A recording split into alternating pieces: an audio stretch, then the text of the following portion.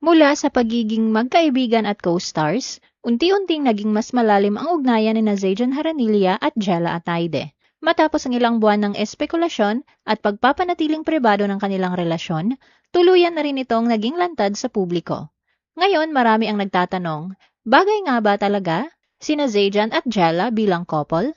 The Philippine Showbiz List presents. Bagay ba sina Zajan Haranilla at Jella Ataide matapos ang kanilang hard launch? Jella and Zajan's rumored relationship. Nagsimula ang lahat ng magkasama sina Zajan at Jella sa mga sikat na hit teen series ng ABS-CBN Studios na Senior High at ang sequel nitong High Street. Bagamat hindi sila ang opisyal na magkatambal o love team sa kwento, kung saan mas nakatutok ang kani-kanilang karakter sa ibang plotlines, nakabuo sila ng isang matibay na pagkakaibigan sa labas ng set. Ang magkasamang mga taping, promo runs, at interaksyon kasamang iba pa nilang kapwa young artist ay naging daan upang mas mapalapit sila sa isa't isa. Sa mga panahong ito, unti-unting napansin ng mga mapanuring mata ng netizens na tila may espesyal na kislap sa kanilang mga bonding moments kahit tapos na ang trabaho. Ang magandang reaksyon ng publiko sa kanilang on-screen chemistry ay naging simula ng mas malalim na koneksyon na lingid sa kaalaman ng marami ay mabilis na palang lumalago sa totoong buhay.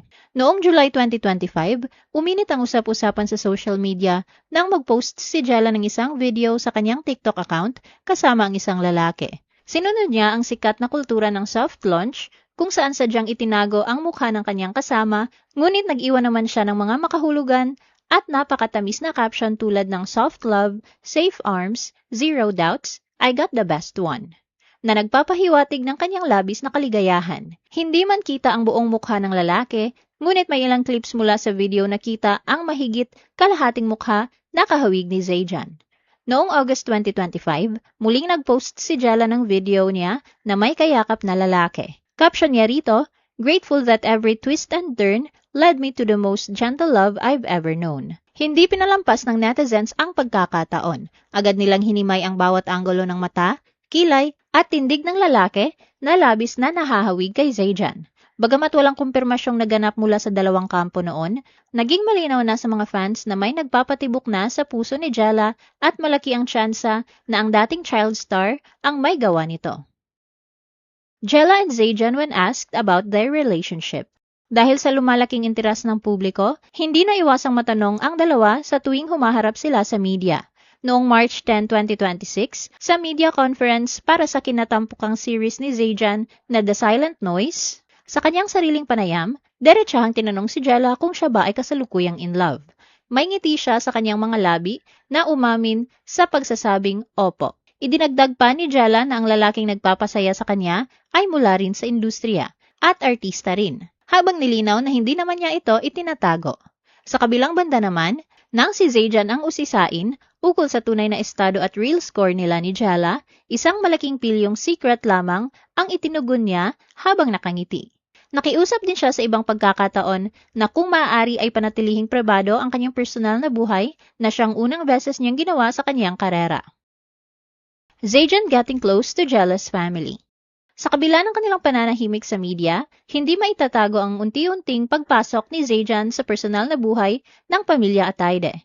Noong katapusan ng March 2026, ibinahagi ng ina ni Jella na si Sylvia Sanchez ang mga larawan mula sa kanilang intimate wedding anniversary celebration kasama ang kanyang asawang si Art Ataide at ang buong pamilya. Agad na nakita ng mga tagahanga si Zajan na kabilang sa mga dumalo. Ang pinakapansinin sa mga larawan ay ang selfie ni Sylvia kung saan makikitang komportableng natutulog si Zajan sa sofa ng kanilang tahanan. Isang patunay na napalagay na ang loob nito sa kanila.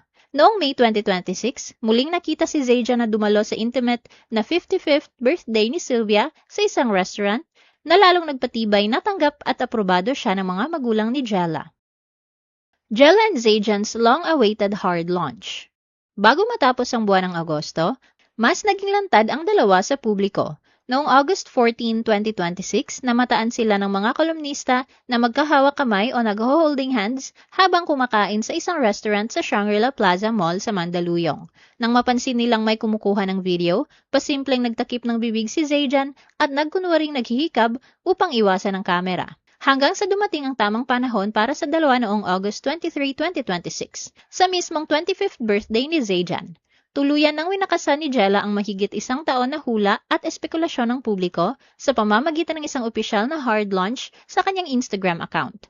Nag-post siya ng kanilang mga sweet na larawan na may nakakakilig na caption at heart emoji na, "Happy birthday to my idol since 09, love you, Sungit." Ang tinutukoy ni Jella no 2009 ay ang makasaysayang panahon kung kailan sumikat si Zajan sa buong Pilipinas bilang ang batang ulila na si Santino sa sikat na inspirational serye na May Bukas Pa.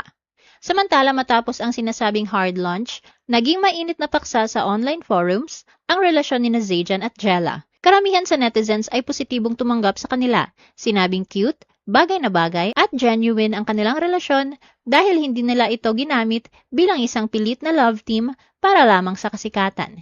Hinangaan din ang kanilang desisyong panatilihing pribado muna ang relasyon bago ito ibahagi sa publiko, na para sa marami ay tanda ng isang healthy at authentic relationship.